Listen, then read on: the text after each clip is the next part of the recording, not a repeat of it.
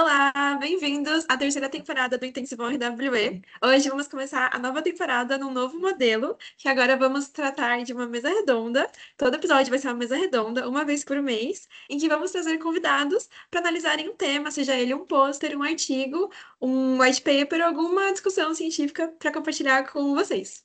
Então, hoje, para começar, a gente trouxe o Rodrigo. Seja muito bem-vindo. Ele já participou de outras edições do Intensivão antes. Também temos outros convidados que também já participaram de outras edições. Mas hoje o foco do Intensivão vai falar do pôster do Rodrigo, que é Análise de Rede e Acessibilidade Geográfica no Cuidado ao Melanoma no Brasil. Eu vou falar um pouquinho aqui do currículo dele, que é bem impressionante. Então, deixa eu pegar aqui. Então, bom, vou falar um pouquinho do Rodrigo, que é o Rodrigo Gonçalves Queijo. Ele é farmacêutico bioquímico formado pela Universidade de São Paulo, a USP. Ele fez um período de estágio de pesquisa no exterior, na Universidade Livre de Berlim, na Alemanha, e durante a graduação ele se concentrou em pesquisas de biologia celular, toxicologia e epidemiologia do câncer, com foco especial no câncer de pele do tipo melanoma. Seu interesse por dados nasceu do desejo de usar análise e a tecnologia para responder perguntas da saúde pública e gerar impacto real na vida das pessoas. Atualmente, ele atua como cientista de dados na Precision Data em estudos baseados em evidências do mundo real, na área de epidemiologia e desfechos em saúde. Então, é isso, Rodrigo. Muito obrigada pela sua presença. Vou pedir agora para os outros convidados falarem um pouquinho deles também, para a gente poder apresentar quem é que está aqui com a gente hoje. Então, Ana, se você puder começar. Boa tarde a todos. Eu sou Ana Luísa Bierrenbach, eu sou médica, originalmente pediatra, e daí eu me encaminhei para a área de epidemiologia. Acabei fazendo formação em pós-graduação, mestrado, doutorado nessa área, focando sempre um pouco mais em epidemiologia de doenças infecciosas. Trabalho há muitos anos em estudos de real-world evidence e trabalho há 2 anos na PD. Eba, agora Dani, se você pudesse apresentar também. Olá, pessoal, tudo bem? Meu nome é Daniela Mayumi, eu sou nutricionista de formação, tenho mestrado e doutorado em ciência da nutrição. É, Tenho trabalhado muito com dados primários, dados secundários do DataSUS, e estou aqui na Precision Data como consultora RWE, auxiliando aí nas análises dos estudos epidemiológicos. Eba, muito obrigada, Dani. Agora o Túlio. Boa tarde, ou bom momento para quem estiver assistindo num período que não seja tarde. Meu nome é Túlio Sarmento, eu sou farmacêutico, né, na graduação e tenho um mestrado em farmacoeconomia, ambos pela UFMG. Estou aqui na Precision há pouco mais de 2 anos e atuo aí na área de estudos com dados de mundo real, já há uns 5, 6 anos e um prazer estar aqui com vocês. É muito bom receber vocês hoje. Já são pessoas que já são antigas do Intensivão, já participaram de outras edições. E é muito bom receber vocês de novo. Então, para começar, a gente está aqui, né, apresentando o pôster do Rô. Eu vou dar um destaque maior aqui para ele, para todo mundo poder ver aqui. E eu vou falar um pouquinho sobre ele em breve, brevemente, para a gente poder discutir um pouco sobre ele. Deixa eu dar Certo. um sorrisinho. Então, gostaria de começar agradecendo o convite. Eu acho sempre muito importante esse espaço para a gente trocar conhecimento e divulgação científica. Então, para começar, eu queria falar um pouco sobre o trabalho que foi desenvolvido, que foi focado justamente na acessibilidade geográfica e no fluxo de pacientes de melanoma. Então, foi feita uma análise de rede dos procedimentos diagnósticos e terapêuticos do Sistema Único de Saúde do Brasil, né? Mas isso fica muito complexo só de falar assim. Então, eu vou destrinchar um pouco mais como foi feito esse trabalho. Inicialmente, eu queria falar que o câncer ele é considerado um problema de saúde pública. Ele está entre as principais causas de morte e mortalidade assim, antes dos 70 anos de idade, para ambos os sexos, na maioria dos países. Então, quando a gente faz um recorte para o Brasil, dentre os diversos tipos de câncer, o câncer de pele ele é o mais frequente. Ele representa cerca de 30% dos tumores malignos registrados no país. E dentre os tipos de câncer de pele, a gente tem um destaque para o câncer de pele do tipo melanoma, que, apesar dele responder só por cerca de 3% dos casos, ele é responsável por cerca de 90% das mortes provocadas por tumores malignos na pele, e isso se deve justamente ou ao seu potencial metastático, que é muito elevado, mas também porque ele é diagnosticado geralmente em estágios mais avançados. Quando a gente pensa no cenário do Brasil, essa condição é ainda muito mais agravada pela falta de conhecimento da população sobre sinais e sintomas da doença. Então, muitas vezes as pessoas consideram apenas como uma pinta aquele câncer de melanoma e, na verdade, é um câncer, né? Além de enfrentar diversas barreiras estruturais, democráticas e burocráticas, né, em relação ao SUS, que, por vezes, vão dificultar o diagnóstico precoce ou o tratamento adequado. E quando a gente pensa sobre o papel do Sistema Único de Saúde nesse cuidado oncológico desse paciente que tem um câncer, nesse caso, câncer de pele e melanoma, a gente tem que entender todas essas barreiras que estão impedindo o pleno cuidado desse paciente, né? Por que que a terapia está sendo... Será que a terapia está sendo eficaz na jornada desse paciente, nos diversos níveis de atenção? Então, o que eu quero dizer com isso, né? Quando a gente olha para a legislação atual, na verdade, ela prevê a organização dos serviços de saúde em uma rede hierarquizada e regionalizada. Então, o objetivo, idealmente, é garantir o acesso integral e qualificado dos serviços de saúde para toda a população. Isso significa que, idealmente, né, o paciente ele é atendido por uma unidade básica de saúde, onde são identificados sinais e sintomas suspeitos. Quando necessário, o paciente é encaminhado para um serviço de média complexidade, onde ele vai realizar exames complementares mais detalhados, e após o diagnóstico definitivo, ele é encaminhado, né, direcionado a um hospital especializado para uma terapêutica mais adequada. Sendo que esse fluxo, essa organização do fluxo, ela cabe à Secretaria Estadual e Municipal da Saúde, né? E isso vai definir, então, as unidades para quais os pacientes vão ser encaminhados. E, além disso, existe uma lei, que é a 12.732 de 2012, que garante o direito do paciente da neoplasia maligna comprovado, ou seja, que tem um diagnóstico definitivo, iniciar o tratamento no prazo máximo de até 60 dias, a partir do diagnóstico. Mas a gente sabe que isso não acontece, né, na totalidade, nos diversos cenários que a gente tem no Brasil.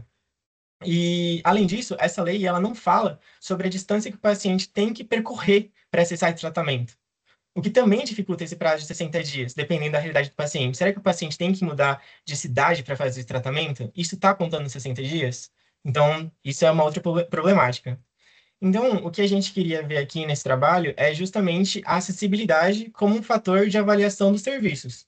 E para isso, a gente, quando pensa na acessibilidade, a gente tem a acessibilidade social, que ela está mais relacionada à classe social, etnia, gênero, renda, enquanto a gente também tem a acessibilidade geográfica, que ela pode ser definida como uma distância física, tempo de deslocamento, entre outras coisas.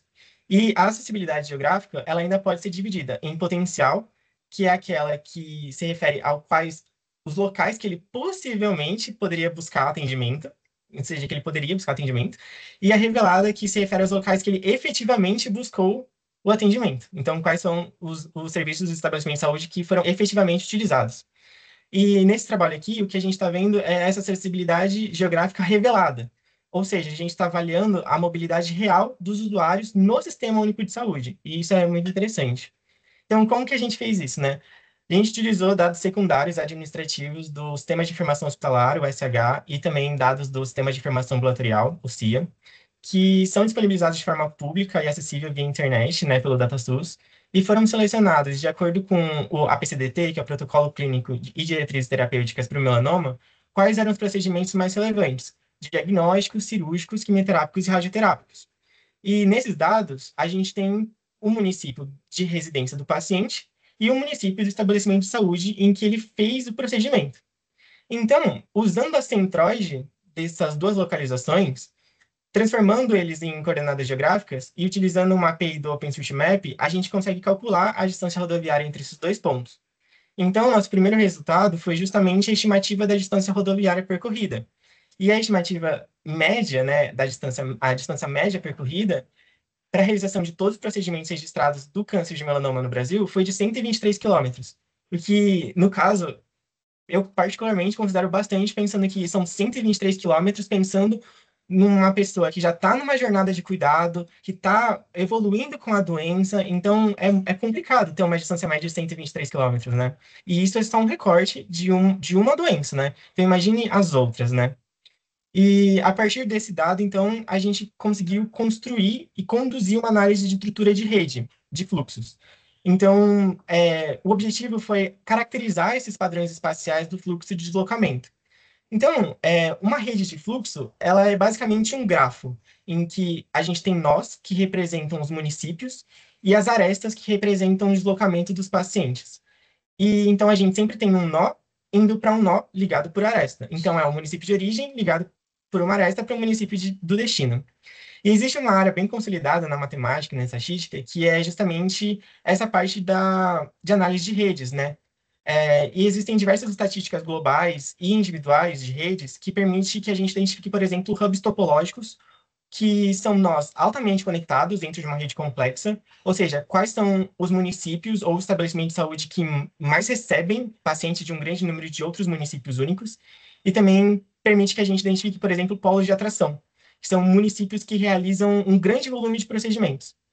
E aí, quando a gente olha para essas estatísticas, que a gente começa a entender como se estabelece o cuidado, pensando justamente onde estão procurando mais os serviços de saúde, certo? E aí, um outro resultado que eu queria chamar a atenção é em relação à modularidade, que também é da análise de rede.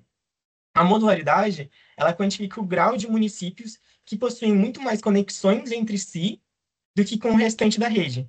Ou seja, os pacientes eles circulam muito mais dentro daquele grupo de municípios, o que vai indicar uma integração regional, um fluxo assistencial autocontido, e isso você pode fazer de diversas formas. No caso desse trabalho, a gente optou por usar o algoritmo de Leiden, e ele vai permitir que quando a gente coloque no mapa, a gente plote no mapa, a gente consiga comparar o resultado desse deslocamento real que está acontecendo agora, sabe? Porque os dados são de 2022 e 2023, com o que foi idealizado anteriormente pelas macro-regiões e regiões de saúde. E a gente percebe que, muitas vezes, o deslocamento real observado, ele vai diferir daqueles estabelecidos na pactação interfederativa. Então, existem microterritórios assistenciais que vão extrapolar esses limites formais. E isso indica justamente que a rede assistencial, ela é real, ela tende a se configurar de uma forma muito mais orgânica, principalmente ou por vínculos históricos, ou funcionais, ou comerciais, e até mesmo por uma crença pessoal, de que em outro município, por exemplo, eu tenho uma qualidade de atendimento maior e por isso que eu vou me deslocar até lá. Isso é muito interessante observar justamente para rever os atuais arranjos de regionalização e para as definições melhores dos gestores de saúde, né? Então, eu considero assim um trabalho bem legal, tem bastante coisa ainda para discutir, e é isso. Ai, muito legal mesmo, Rô. O trabalho é muito bem feito, muito completo. Foi um prazer ouvir você falar sobre. E agora eu vou abrir para as perguntas dos nossos convidados. Eu vou parar de compartilhar a tela aqui para poder exibir melhor o pessoal da mesa redonda. Mas vou deixar também no link dos comentários, na descrição, o link para o pôster do Rô, para todo mundo poder ter acesso. Eu posso começar fazendo uma pergunta. Rodrigo, no mapa a gente viu que tinha, enfim, parecia que tinha mais casos no sul do país, né? E eu queria que você falasse um pouco aí dos achados, onde que estavam, a maioria dos casos e aonde que eles eram atendidos. Então, no caso, a gente encontra assim uma influência bem grande da epidemiologia quando a gente olha para esses dados, porque a epidemiologia do melanoma, ele, assim, quando você olha para os relatórios do INCA, né, de previsões de câncer, ele já mostra que as regiões sul e sudeste concentram maiores taxas de incidência de melanoma, justamente devido ao fototipo 4, que é um dos fatores que, quando está em relação com a luz ultravioleta, pode levar ao câncer de pele, né? Então, existe já essa carga da doença mais localizada nas regiões sul e sudeste, justamente a esses fatores. E quando a gente olha para o mapa, a gente percebe que realmente isso demonstra, a gente tem um volume maior de procedimentos sendo realizados nessas regiões, mas as outras regiões também não ficam de fora, sabe? Então, quando a gente olha por região, na região sul, como o histórico já a epidemiologia e o histórico já é maior naquela região, o que a gente encontra é que existe uma maior fragmentação do cuidado, no sentido de que a pessoa pode procurar outros níveis de atenção para realizar o tratamento, ou tem uma maior capilaridade naqueles serviços que permitam com que ela flutue nos níveis de atenção de uma forma mais orgânica. Então, acaba que ou as regiões se misturam, ou as regiões são muito bem delimitadas, conforme as regiões do sistema de saúde que foram delimitadas, porque o protocolo para aquelas regiões já é bem delimitado. Quando a gente olha para regiões, por exemplo, Centro-Oeste, Norte, Nordeste, a gente encontra um padrão de deslocamento muito mais diversificado e as pessoas migrando muito mais, se deslocando muito mais para as capitais, que é onde eles vão encontrar um cuidado maior e um nível assistencial maior. Então, assim, o melanoma, no caso, ele é bem pulverizado, né? Porque a gente pode encontrar o melanoma tanto em trabalhadores rurais, como também da cidade. Então, a gente tem uma epidemiologia que não está relacionada necessariamente a uma condição social, né? Então, isso é interessante pensar. Mas, justamente, quando a gente olha para esses deslocamentos, a gente vê aqui a gente tem uma maior capilaridade nas regiões sul e sudeste por conta dessa infraestrutura e dessa epidemiologia que já é mais conhecida, e nas outras regiões a gente demanda muito mais daqueles polos de atenção nas capitais dos estados. Muito bom.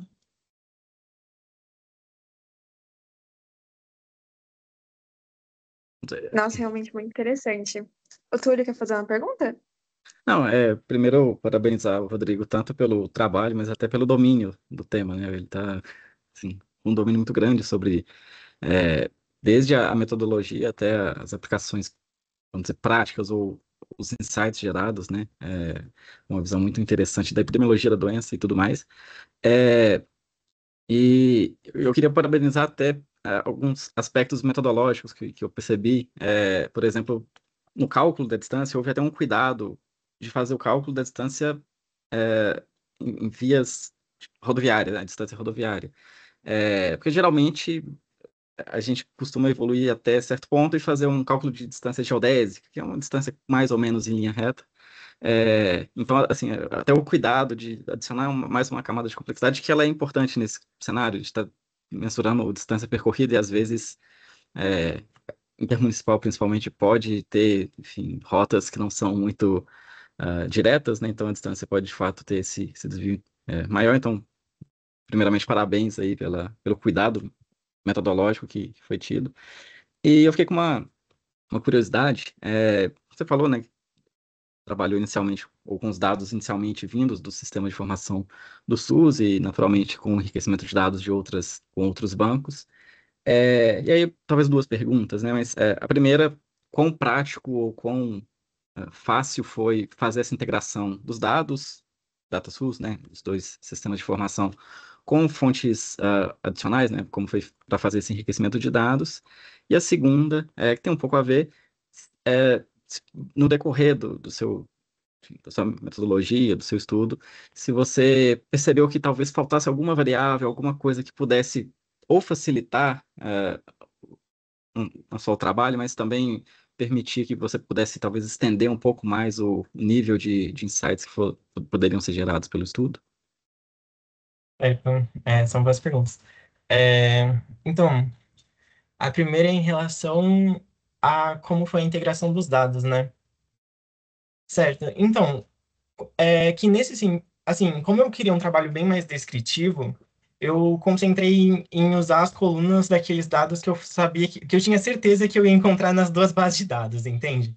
Então, é, por exemplo, município de origem, município de estabelecimento de saúde. Então, são variáveis que são fáceis de você ter. Quando você joga aquele código do município com a tabela do IBGE, você consegue todo o resto, né? Assim, de saber qual que é a região, saber qual que é o município e tudo mais. Então, nesse sentido, foi fácil porque as minhas variáveis de interesse eram pequenas. Se eu quisesse expandir o meu trabalho para porque, nesse caso, estou fazendo um recorte, né? Se eu quisesse expandir para um tipo de análise de acessibilidade social, usando outras variáveis como raça, cor, como idade, como sexo, eu acho que isso aumentaria a robustez e a metodologia e os achados do trabalho, mas também a gente percebe que a gente encontra uma certa defasagem em como esses dados estão disponibilizados nesses sistemas de fontes secundárias de dados, né? Então, depende bastante do que você tem interesse. Mas é claro que, obviamente, você consegue fazer trabalhos mais robustos, você só tem que diminuir um pouco o seu N, né? Porque no caso aqui eu estou fazendo do Brasil inteiro, né? Então a gente vai encontrar algumas missings, né? Mas quando a gente faz alguns outros recortes, a gente consegue fazer um trabalho bem bonito e fazer uma extrapolação depois. Acho que é isso, né? Rodrigo, parabéns pela sua apresentação. A gente vê que seu trabalho ele é muito robusto. Você apresenta muito bem seus resultados. Essa aplicação da rede, ela é muito importante. A gente vê nessa questão do planejamento assistencial, como ele pode ser usado na área oncológica, né? E aí eu queria que você falasse um pouquinho, uma dúvida que eu tenho sobre a granulosidade dos dados que você foi falando, ela permite a gente diferenciar aí se esse deslocamento ele foi feito por conta de um diagnóstico ou por um tratamento, a gente consegue essa diferenciação? Sim, no caso, eu fiz 5 divisões. Então, eu tenho a divisão só para procedimentos diagnósticos, para procedimentos quimioterápicos, radioterápicos, cirúrgicos e juntando todos, dando um panorama geral do melanoma. Quando a gente olha para esses dados administrativos, é outra variável, né, também que eu usei, que eu esqueci de comentar na resposta do Túlio. Mas como são dados administrativos de ressarcimento, né, enfim, é, sempre tem um procedimento associado àquele registro ambulatorial ou hospitalar. Então, eu fiz essa diferenciação baseada no código do procedimento que está associado àquele registro, ou da autorização de internação hospitalar, ou do boletim informativo individual, enfim, ou da autorização de procedimento de alta complexidade. Então, você consegue ter essa granulosidade para ter uma estimativa de distância ou uma análise de comunidades para cada tipo de procedimento que você tem interesse. Isso é muito interessante. Então, por exemplo, quando a gente olha para comunidades que são formadas em, nesse caso do melanoma, em diagnósticos e cirurgias, são comunidades que podem ser sobrepostas, porque normalmente onde se faz o diagnóstico pode ser feita uma cirurgia de retirada, porque no caso do melanoma é uma cirurgia menos invasiva do que de outros tipos de câncer, né? Mas quando você olha para um outro tipo de cuidado mais complexo, como quimioterapia, radioterapia, a gente percebe um padrão de comunidade totalmente diferente do que foi observado.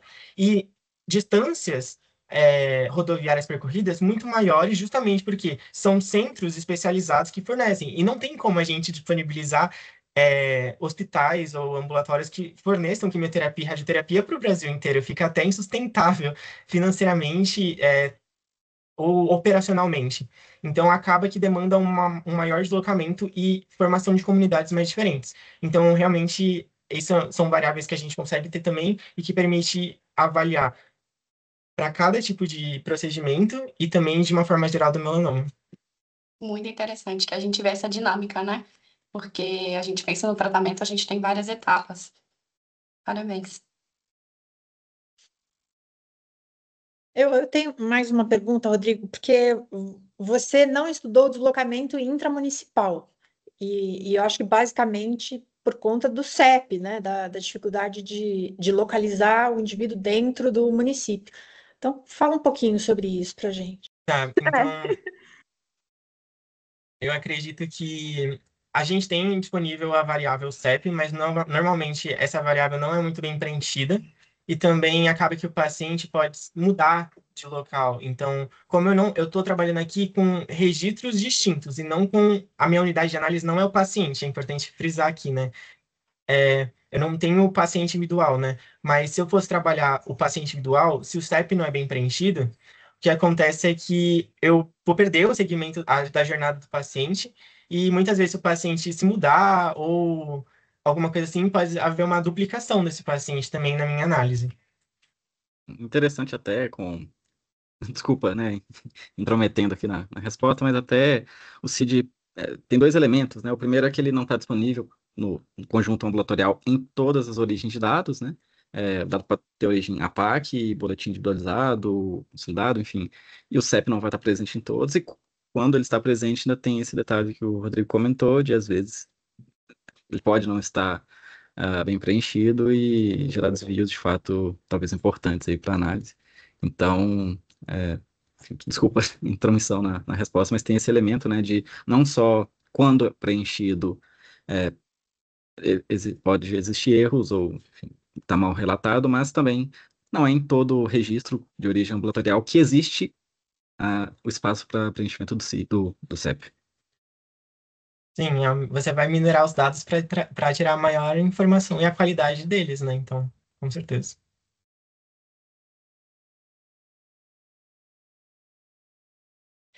E acho que essa é a verdade dos estudos RWE, né? A gente tenta extrair o melhor dos dados, mas os dados eles são sujos, né? Eles são incompletos e sujos. Então, esse filtro da qualidade dos dados, ele é a primeira etapa de uma avaliação, é sempre assim. Sim, e legal que apesar de, né, de a gente estar falando do banco de reembolso, dados secundários, o estudo do Rodrigo mostra a quantidade de coisas que a gente consegue gerar de evidências a partir desses bancos de dados, né?